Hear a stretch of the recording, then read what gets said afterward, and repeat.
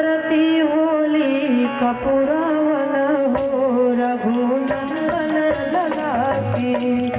आरती होली कपूरवन हो रघुनंदन लला की। आरती होली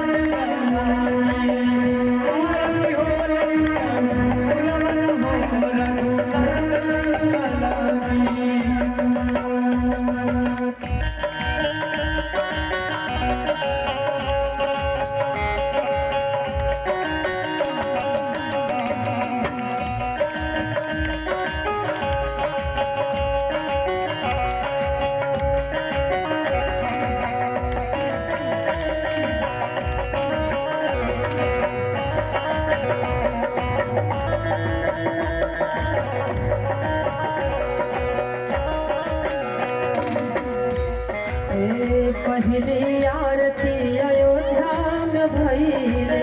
पहले आरती अयोध्या में भइली। पहले आरती अयोध्या में भइली।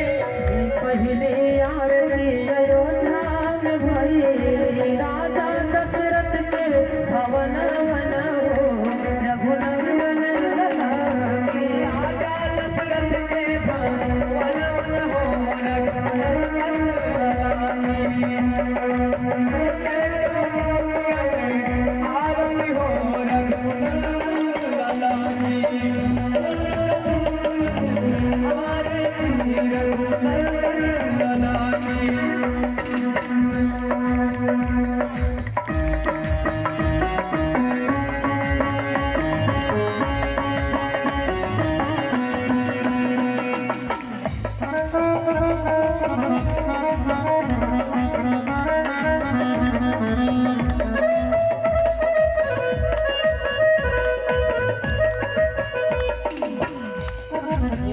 दूसरी आरती जनकपुर में भइली। दूसरी आरती जनकपुर में भइली।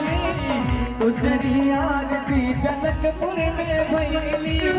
दूसरी आरती जनकपुर में भइली। राजा जनक के भवन राजा जनक के भवन हो रघुनंदन लला की। राजा जनक के भवन हो रघुनंदन लला की। रघुनंदन लला की। रघुनंदन लला की।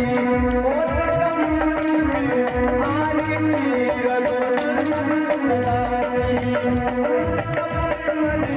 आरती रघुनंदन लला की।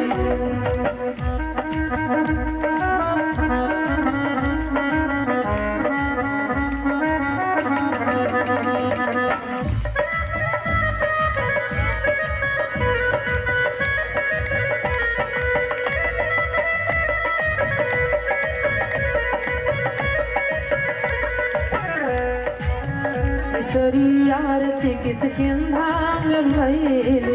तीसरी आरती किसके नाम भइली। तीसरी आरती किसके नाम भइली। तीसरी आरती किसके नाम भइले। राजा सुग्रीव के अरे राजा सुग्रीव के भवन वन हो रघुनंदन लला की। राजा सुग्रीव के भवन हो रघुनंदन लला की। रघुनंदन लला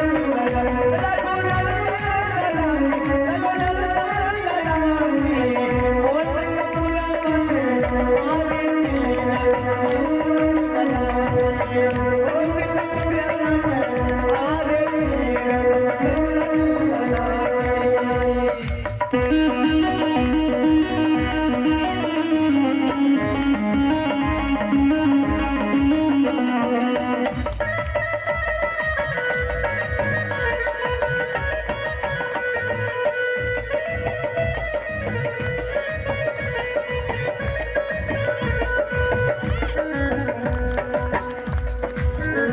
चौथी आरती लंका में भइली चौथी आरती लंका में भइली चौथी आरती लंका में भइली चौथी आरती लंका में भइली राजा विभीषण के भवनवा हो रघुनंदन राजा विभीषण हो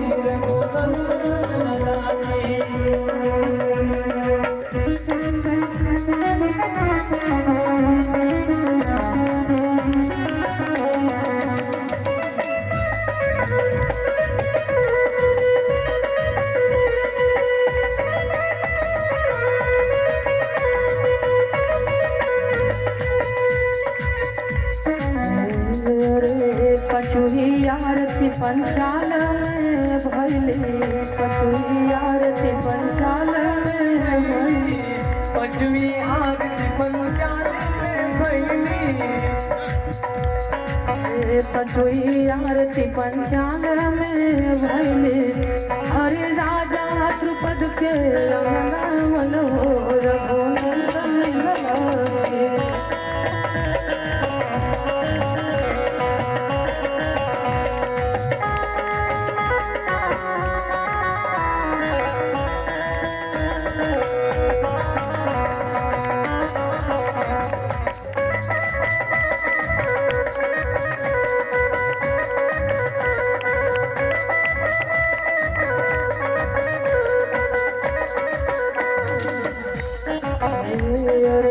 छठुई आरती भुअकला में भइली छठुई आरती भुअकला में भइली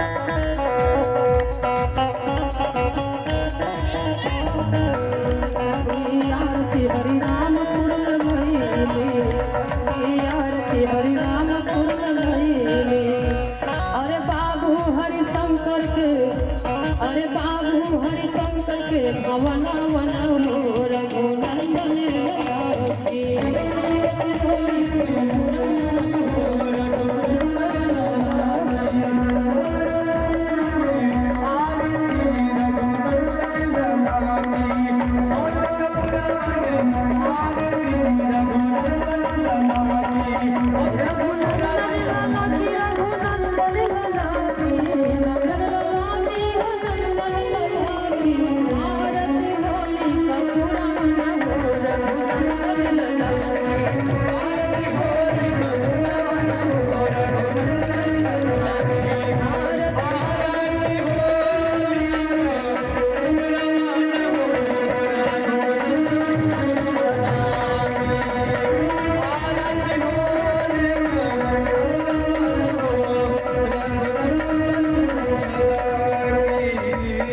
आप लोग भक्त भगवान की प्रेम से बोलिए राजा रामचंद्र की प्रेम से बोलिए आद्या शक्ति जगत जननी की प्रेम से बोलिए वीर हनुमान की।